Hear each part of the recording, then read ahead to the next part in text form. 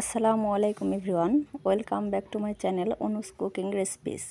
আজ আমি খেজুরের গুড়ের ফুলকো ফুলকো তেলের পিঠা বানাবো। এখানে আমি 2 কাপ চালের গুঁড়োর সাথে 1 কাপ ময়দা নিয়েছিলাম।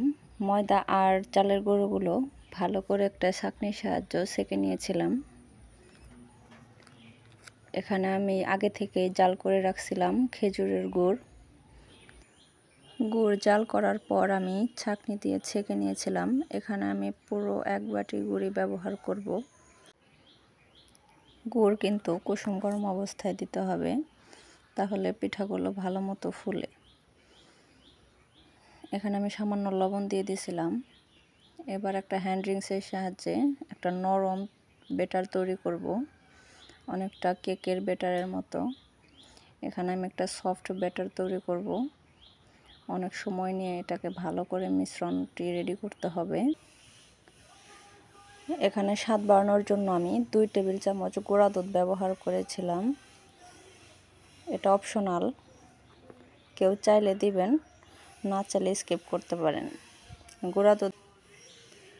গুঁড়া দুধ দেওয়ার পর আমি আরও প্রায় 5 মিনিটের মতো এটাকে নেড়ে চেড়ে ভালো করে মিশ্রণটি রেডি করব। মিশ্রণটি যেরকম হয়েছিল অনেকটা কেকের ব্যাটারের মতো। এরপর আমি চুলায় চলে যাব ভাজতে।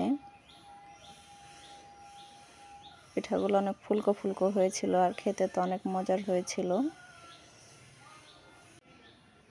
সবগুলো পিঠে আমি লো হিটে খুবই সময় নিয়ে আস্তে আস্তে ভেজে নেব।